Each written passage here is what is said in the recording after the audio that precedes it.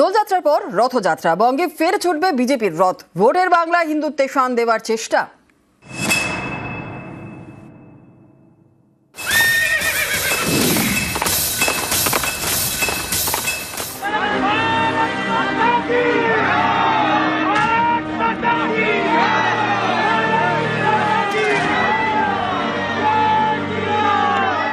বসন্তের বাংলায় ভোটের হাওয়া, ভোটের পালে গেরুয়া হাওয়া তুলতে ফের বাংলায় বিজেপির রথযাত্রা।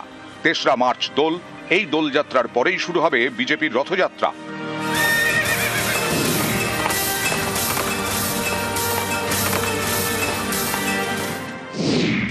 উত্তরবঙ্গ এবং দক্ষিণবঙ্গের জেলায় জেলায় বের হবে বিজেপির রথ। সব রথেরই গন্তব্য হবে ব্রিগেড। সব রকম ভাবে ভারতীয় জনতা পার্টি প্রচার করবে।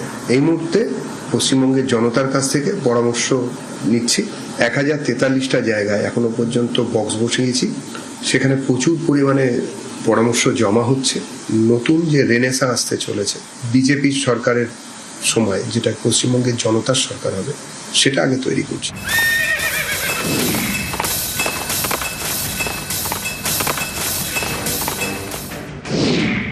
2024-এর লোকসভা ভোট এবং 2021-এর বিধানসভা ভোটের আগেও বাংলায় রথ বের করে বিজেপি।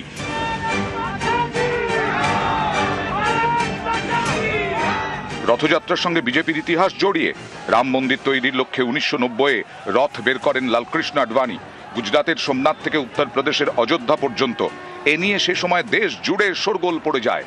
তারপর রাজনীতিতে বহু অদল বদল হয়েছে, কিন্তু বিজেপি রথযাত্রা কৌশল থেকে সরেনি। কারণ পর্যবেক্ষকদের একাংশের মতে এই রথযাত্রা কর্মসূচির মাধ্যমে আজও হিন্দুত্বে শান দেওয়ার চেষ্টা করে পদ্ম শিবির। আমাদের রথযাত্রা বলতে বিজেপির জনসংযোগ যাত্রা বা পরিবর্তন যাত্রা। সেই পরিবর্তন যাত্রার প্রথাগত ঘোষণা উপযুক্ত সময় হবে। 10টি বিভাগ আছে, 9টি বিভাগে 9টি আমাদের সভা হবে। সেখানে আমাদের কেন্দ্রীয় নেতৃত্ব আসবে, নীতিন গাডকারি থেকে শুরু করে অমিত শাহজি থেকে শুরু করে, তারা 9টি সভা করবে। শনিবার বিজেপির সল্টলেক অফিসে কোর কমিটির বৈঠক হয়। সেখানেই সিদ্ধান্ত নেওয়া হয় এই রথযাত্রা নিয়ে। তবে রাজনৈতিক মহলের অনেকেই মনে করছেন, জনসংযোগের মাধ্যমের পাশাপাশি এই রথযাত্রা বা রথ বের করার মাধ্যমে ধর্মীয় মেরুকরণের রাজনীতিতেই শান দিতে চাইছে বিজেপি। ক্যামেরা দীপঙ্করের সঙ্গে সুস্মিতা, নিউজ 18 বাংলা, কলকাতা। 26-এর চ্যালেঞ্জে বাংলায় নজর বিজেপির।